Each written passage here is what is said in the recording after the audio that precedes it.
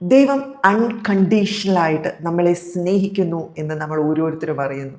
Unconditional സ്നേഹം തരുന്ന ദൈവം നമ്മളോട് ചില കണ്ടീഷൻസ് ഒക്കെ വായിച്ചിട്ടുണ്ട്. പഴയ നിയമത്തിൽ 10 കൽപ്പനകളെ പറ്റി പുറപ്പാടിൻ പുസ്തകം 20-ാം അധ്യായത്തിൽ പ്രതിപാദിക്കുന്നുണ്ട്. എന്തൊക്കെയാണ്? ഞാനല്ലാതെ ഒരു ദൈവം ഉണ്ടാകരുത്, വിഗ്രഹം ഉണ്ടാക്കരുത്, എൻ്റെ നാമം വൃഥാ എടുക്കരുത്, ശബ്ബത്ത് ഓർക്കുക, മാതാപിതാക്കളെ ബഹുമാനിക്കുക, കൊല ചെയ്യരുത്, വ്യഭിചാരം ചെയ്യരുത്, മോഷ്ടിക്കരുത്, കള്ളസാക്ഷി പറയരുത്, മോഹിക്കരുത് എന്നതിൽ ഏറ്റവും വലിയ കൽപ്പനകളോ എന്ന് പറയുന്നത് നിന്റെ ദൈവമായ യഹോവയെ നീ പൂർണ്ണ ഹൃദയത്തോടും പൂർണ്ണ മനസ്സോടും പൂർണ്ണ ശക്തിയോടും കൂടെ സ്നേഹിക്കുക എന്നുള്ളതാണ്. രണ്ടാമത്തത് നിന്നെ പോലെ തന്നെ നിന്റെ അയൽക്കാരനെയും സ്നേഹിക്കുക. ഈ കൽപ്പനകളെല്ലാം നാം നമ്മുടെ ജീവിതത്തിൽ അപ്ലൈ ചെയ്യാനായിട്ട് പോവുകയാണെങ്കിൽ ഇത് തെറ്റാണെന്ന് ആദ്യം നമ്മൾ ഓരോരുത്തരും മനസ്സിലാക്കുക. ഒരു നുണ പറയുന്നത് ഈസ് ഈക്വൽ ടു ഏറ്റവും വലിയ പാപം ചെയ്യുന്നതിന് തുല്യമാണ്.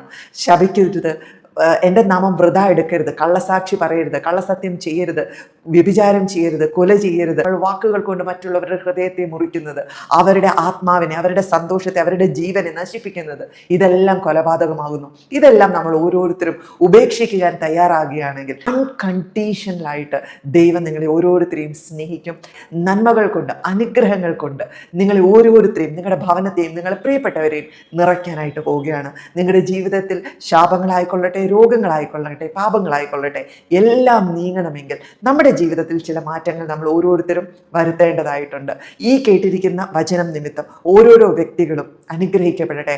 ഓരോരോ വ്യക്തികളും ദൈവത്തിൽ നിന്നുള്ള ഗ്രേറ്റ് ലവ്, സ്നേഹം, കണ്ടീഷൻ കൂടാത്ത സ്നേഹം നിങ്ങൾക്ക് ഓരോരുത്തർക്കും ലഭിക്കട്ടെ. 1 യോഹന്നാൻ 3-ാം അധ്യായം 1-ാം വചനം, കാൺമീൻ, നാം ദൈവമക്കൾ എന്ന് വിളിക്കപ്പെടുവാൻ പിതാവ് നമുക്ക് എത്ര വലിയ സ്നേഹം നൽകിയിരിക്കുന്നു, അങ്ങനെ തന്നെ നാം ആകുന്നു.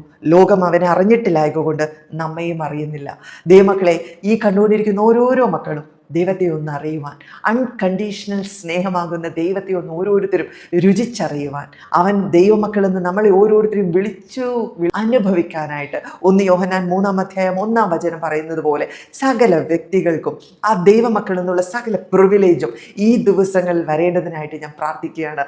അതേപോലെ എഫേസ്യർ 2:4 പറയുന്നു, ഇത്ര വലിയ സ്നേഹം, കരുണാസമ്പന്നനായ ദൈവമോ ഇത്ര വലിയ സ്നേഹം നമുക്ക് നൽകിയിരിക്കുന്നു.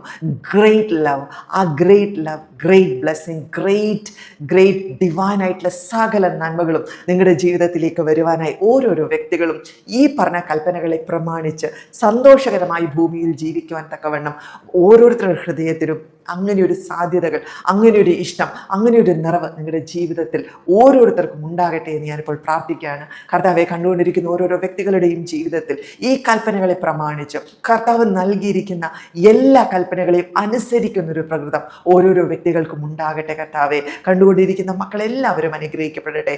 ദൈവമക്കൾ എന്ന് വിളിക്കപ്പെടുവാൻ തക്കവണ്ണം അവരുടെ മേലൊരു വലിയ സ്നേഹം, ദൈവത്തിൻ്റെ സ്നേഹവും അനുസരണയുടെ ആത്മാവും ഇവരിൽ വ്യാപരിക്കട്ടെ എന്ന് ഞാനിപ്പോൾ പ്രാർത്ഥിക്കുന്നു.